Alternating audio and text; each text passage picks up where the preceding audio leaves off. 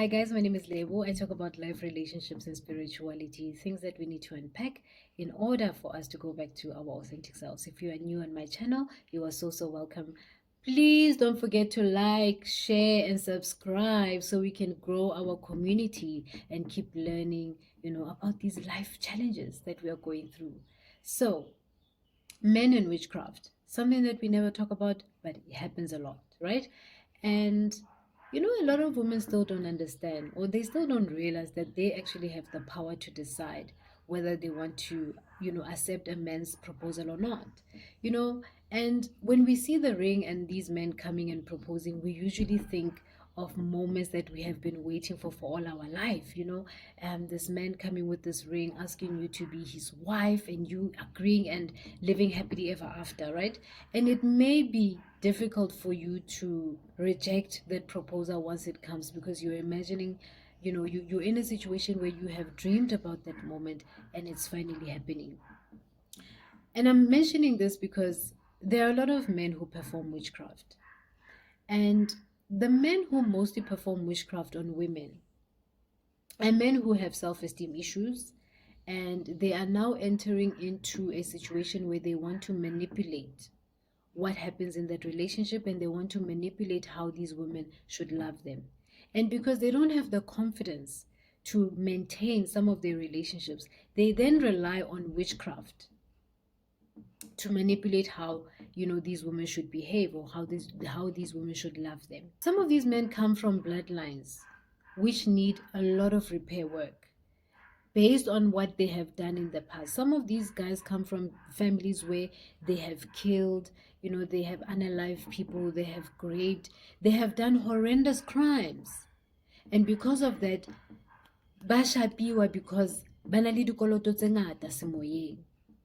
And because ba na le dikoloto tse ngata semoyeng, they are unable to enrich or create wealth within that bloodline, because they have a lot of debts to pay, right? And because they have a lot of debts to pay, they now live in poverty and they can't maintain themselves, and they would now have to source other bloodlines that can help them multiply what they lost in the past, right? And because of this, it is extremely important for you to understand where people come from, so that you don't end up tying yourself into a bloodline that has a lot of debt to pay, and they then use you as a sacrifice to pay some of their debts. So some men know in their bloodline that need to be paid up, and because they don't know how to pay those up, they have to source bloodlines that can help them now repair some of those debts or pay up some of those debts. So what they will then do is identify women who have light. You have a light around you. You are a light worker. Manyelo ya ko henu are of the light. They are not of the darkness. They would then want, ladies who have a star seed. And once they have these ladies who carry a bloodline ailing very rich in wealth and knowledge and are light workers, they would then use those ones to then help repay the debt zabona kabona. Because a lot of people are still not aware that the bloodline, they may not pick it up in the beginning, right? And because they have identified this, they would then go to maybe Sangoma to go find out, or okay, I've met this person. What can you tell me about this person? And the Sangoma will tell them, no, Bana, if you marry this person, you are going to be wealthy, your things are going to work out, your family's bloodline will be repaired, your debts will be paid, because now this woman le bloodline ya hae ba di tlise ka mona, right? Now because motho o nyalla o mong for what the bloodline has, they are not marrying for love, but they are marrying for benefit. And the benefit in this instance is to steal the light from this side so that it can pay the debts from their side, right? Or on their side. Now they will be given Miriana to use, to bath with, and they will then be asked they should take a picture, use a red candle, and use other things that will now cause whoever it is that they want to perform witchcraft on, to now start falling into this ritual we perform. Now, I don't have those things with me. I was going to show you how they usually do it. But now, This person would be asked to print your picture, the person whom they want to marry or the person whom they have identified as someone they can use to now steal from them, right? So they will print this person's picture, take a red candle, use whatever it is that he was given to now recite over this. Let's suppose this is the candle and this is the picture of the person whom they were asked to perform this witchcraft act on. They will ask them to write the name, or the picture will be there, the name and surname of this person will be there because the surname is tied to the bloodline, and they will tie this name to this red candle which has been prayed for by the person who has asked them to perform this ritual. So because the candle has been prayed for and the name and the picture has been printed off your social media or wherever, or they have it because they live with you, they are now going to perform this bloke ube tied to them, right? And sometimes because you guys are together, it's going to be your name and their name tied together, because what they are now doing is they are bonding you with them, right? Using this red candle yalififi. Once they have tied themselves with you on this candle, it has to burn throughout. So every time they want to say whatever it is that they want to say over your life, they use this candle. It burns. They set the intention on the candle, it burns. And when out of nowhere, you'll find now you are not in your right senses. You'll find yourself overly in love with this person. You can't live without this person. You want to be their wife. You are divorcing your family members. You want nothing to do with everyone else except for this person. And because this person is not rich, or sometimes they don't even have money, you are the one that ends up supplying them and taking care of them and being a provider. Because remember, batswako a bloodline e hlopheileng. Because this bloodline is poor, they are now going to take from you. So your salary goes to him and his family. Your money goes to him and his family. You are the one maintaining the household. You are the one looking after the kids. You are the one looking after that household. You are taking loans out in your name and giving it to this man because he has performed a ritual that is now stealing from you, taking away from you, because when you have to enrich him so that he can enrich his bloodline. Now, because he has performed this and you love him, he now asks you to marry him. Because you are in love and you see a future with him, you agree to marry this person, right? And once you agree to marry this person, from the money that you were giving him, by the way, because remember, the money is coming from you. You are the provider in that relationship. Now the money comes from you, you give it to him, and that's what is being used now. Now, monna o mong le o mong ha a tlo nyala, tšhelete tshwantse e tswe ko yena. It cannot come from you. Ha e tswa ko wena ho tshwana le hore wena wa nyala. O utlwisisa? So monna ha a sena tšhelete a enka ko wena, wena ko wena o nyalang monna, a se yena a nyalang wena. So ha monna a thotse tšhelete a re, okay my love, give me this money, ke lo e rapedisa because tshwanetse e be ka re e tswa ko nna, so ke tlo ya ke lo e rapella tšhelete ena hore ha e tla at least now he takes this money uya his altar where the candle is and the name is, and he is now going to dedicate this money to his gods whom he's serving, so that the gods can be present when he leaves his home to go pay lobola ko heno ka tšhelete ya hao, which he has now prayed over, so that the intention that he wants to set over this money and the candle and your life can be set when he goes to your parents' house to pay for this lobola. Now, on the day of the lobola negotiations, because you are in love and you have divorced yourself from your family members will also not be able to perform the rituals tsa cleaner jarete, so that batho ha ba tlo hata ko jareteng yo ko heno ha hona meferefere e hatang mo e tlo senyang ditshebeletso tseo.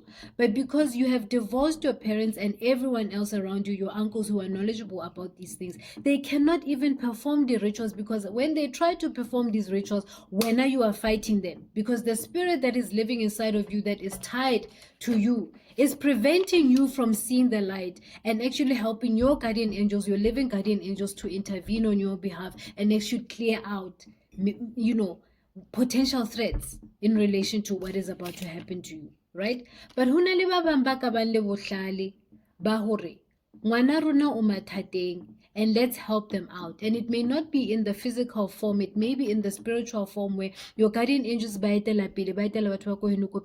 go clear out jarete, and they can even send into my banana, like pigeons, birds. It can be anything that they're sending just to watch over you, because they realize now your life is in danger.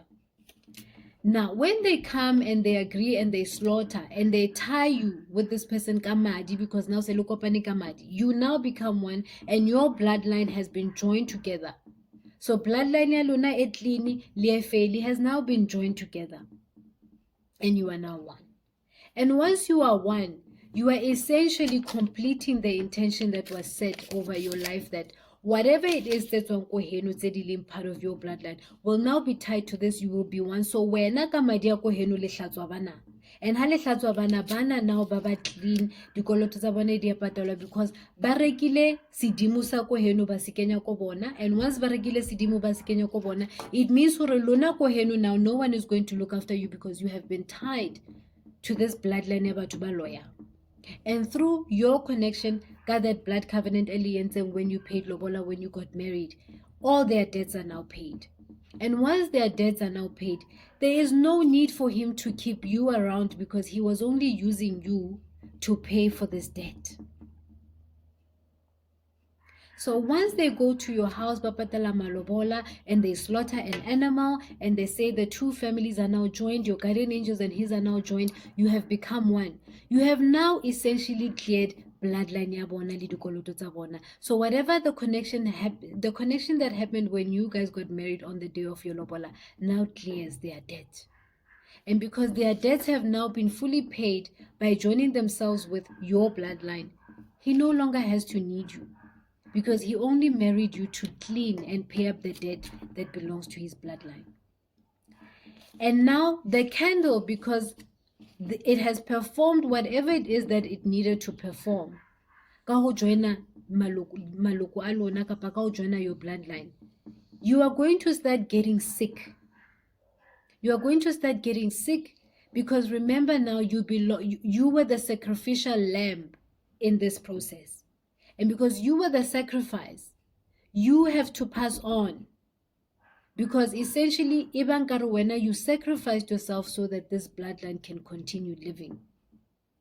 And that's why ukula now, you're losing weight. Something is happening with you, and you don't know what is happening with you, because moloi wa ntate ke yona o loile hore wena o repere bloodline ya bona.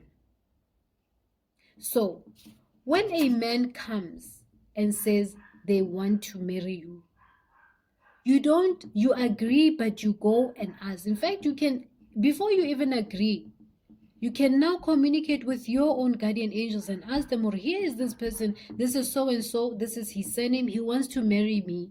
What do you guys have to say? This is so and so, he wants to marry me, he's saying he wants to marry me. What do you have to say? Because it is important for you to also involve your family, because when a man is asking you to marry them, because some of these men, batswa kodi family we baloya, and ukohenu haliloyi, now ke a clash of spirits. That's why you find instances where after marriage, Moto is abusive. After marriage, Moto is nasty, he's mean, he's not the person that you met before. Some of them have actually married you because they needed to do some repair work within their families. Sometimes this person is being rejected after marriage because you were not supposed to get married to this person. Since you married this person, you are always broke. Since marrying this person, you're always crying. Since marrying this person, you're losing weight. Since marrying this person, you have heart palpitations, you have anxiety, you have depression. Because you are not meant to be with this person and you didn't know. And because you didn't know, you have now tied yourself to a witch or a man who practices witchcraft. And it can go both ways. Even women can do this to men, where men are marrying into families whom they are not supposed to marry into. Men are marrying into families where they are not supposed to marry into. So when someone comes and says, I want to marry you, you acknowledge it, but you have to go and ask, who is this person? Do I have to marry this person? How is my life going to look like when I marry this person? And sometimes the signs are also there before you even marry, these people. The signs are always there. If you were already looking after your husband before, That is the life that you are going to have after the fact. If this person is abusing you emotionally, physically, they don't love you, they don't talk to you with love, kindness, they never are grateful for anything that you do for them. Those are the signs that you should look out for. Have you divorced your family because of this person? What have you lost since you met this person? Because you have to do that self-analysis. You have to check. Because some of these guys, baloya, and we need to catch a wake up and realize what they are doing. So if a person has done this and you find out they have done this, you're going to have to collect all those items. Don't throw them away. You have to now collect those items and start the process of untying yourself to the soul tie that was created in your name. And it's so unfortunate because some people actually die not knowing they were tied to men who were performing witchcraft on them. And I mean, you would have also seen instances where, someone marries and then a week later, Barum said, why you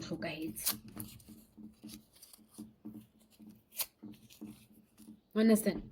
You marry today, a week later, the person you got married to has passed on. Some instances, because of you married into the bloodline that you were not supposed to be married to. Now we because you were a sacrifice in this instance.